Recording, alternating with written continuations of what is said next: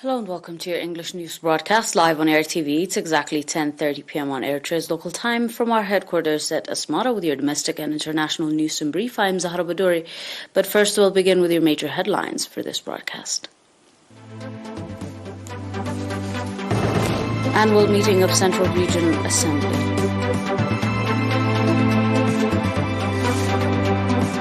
Congress of YPFDJ Europe branch. North Korea says it tested another underwater nuclear attack drone. At least 21 dead in Somalia's flash flood, in UN agency report.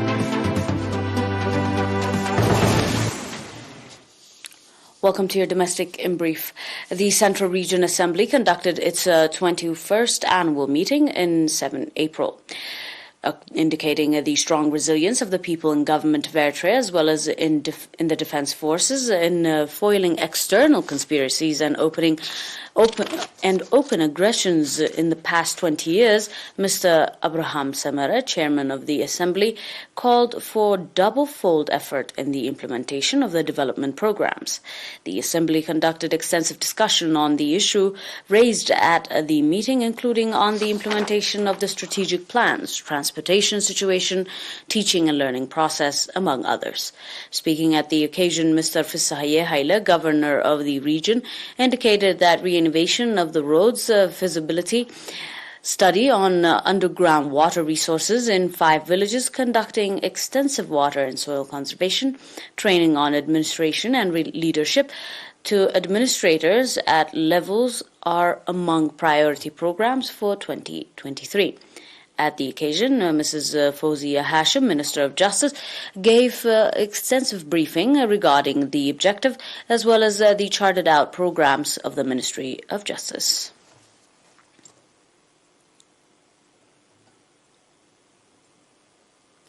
The YPFDJ European branch is conducting its 17th annual Progress in Venice, Italy. At the Congress, over 500 youth from European countries, as well as from the US, Canada, African countries, are taking part. Mrs. Rahel Siyum, the chairperson of the Union branch, indicating that the Congress is being conducted at the special period in the history of Eritrea, called on nationals in general and the youth in particular to strengthen organizational capacity and participation in the national development drives. Speaking at the occasion, Mr. Saleh Ahmeddin, chairman of the National Union of Eritrean Youth and Students, gave briefings on the objective and mission of the union and plan of the action aimed at strengthening the capacity of the union at all levels. At the Congress, activity reports in terms of strength and challenges was presented, and the participants conducted extensive discussion. The occasion was highlighted by cultural and artistic performances.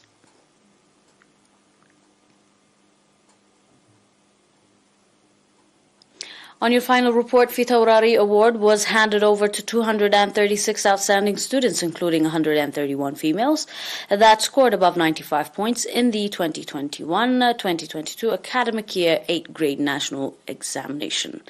At the occasion organized today, 8 April, at the Asmara Municipality Hall, Mr. Belay Habtagaber, head of the Ministry of Education branch in the region, congratulating the awardees, called on parents and teachers to exert more effort for better outcomes, indicating that the award will have significant input for the students to conduct more effort in their future educational careers. Mr. Samson Kifle, head of the union branch in the region, called on parents to conduct regular follow-up on their children's educational performances.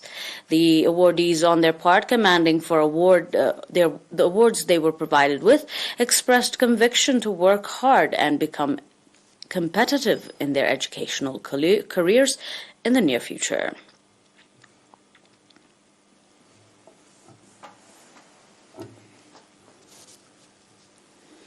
Up next on your global report, do stay tuned for more.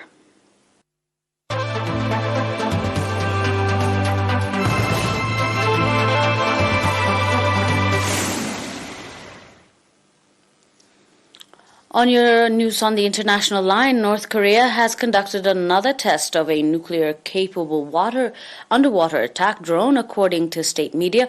The country tested the so-called Hail-2 more than a week after it disclosed a new underwater drone system, dubbed Hail-1, which translates to tsunami in Korean and is designed to undertake sneaky attacks in enemy waters.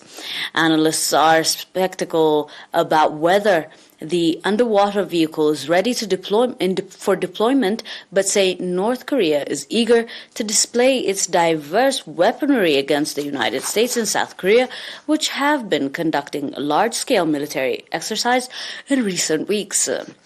The latest tests took part from April 4 to April 7.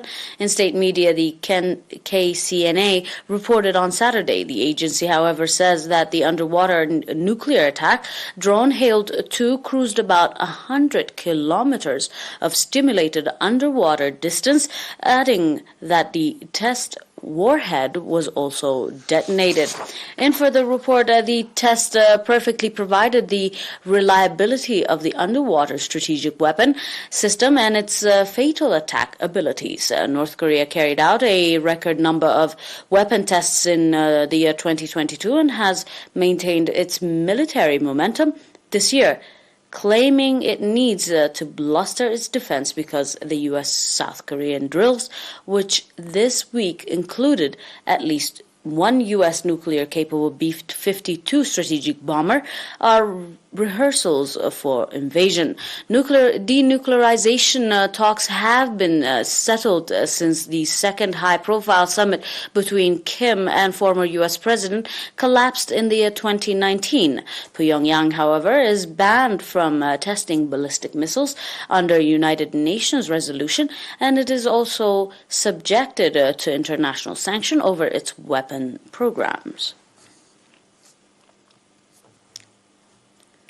On your final report, nearly 100,000 people have been affected by the heavy rains and flash floods that hit the previously droughted stricken area in Baradar, Somalia district of the Yagado region of southern Somalia, according to the UN's Office of the Coordination of Humanitarian Affairs. The flooded region is nearly Ethiopia, which has been hit by heavy rains that are causing water levels to rise in Shibele and Juba rivers. Health facilities, however, have been destroyed by the flash floods that Somalian National Disaster Management Agency reported on Wednesday. The agency's strategic policy and partnership advisor Mohammed Mualim said communities living near rivers have been warned that they are at risk. Some 250 affected families in Bahardar district had received food relations that included rice, flour, and oil from the National Security Agency. 4 schools and 200 latrines were destroyed by the flash floods, disrupting nearly for some 300 children. The UN's humanitarian agency also reported that more than 1,000 acres of farmland have been swept. The UN reported ongoing floods in northern Somalia have also left a trail of destructions. As reported by the UN agency, the flash floods have hit as the country was going through 5 seasons of several drought that left 8.25 million people in need of humanitarian aid and displaced more than 1.4 million people in total.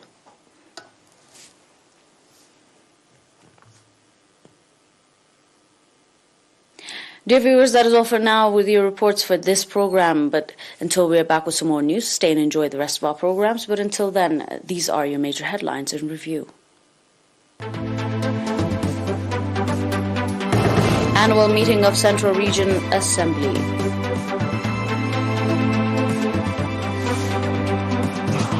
Congress of YPFDJ European Branch and more on domestic. North Korea says it tested another underwater nuclear attack drone. At least 21 dead in Somalia's flash floods.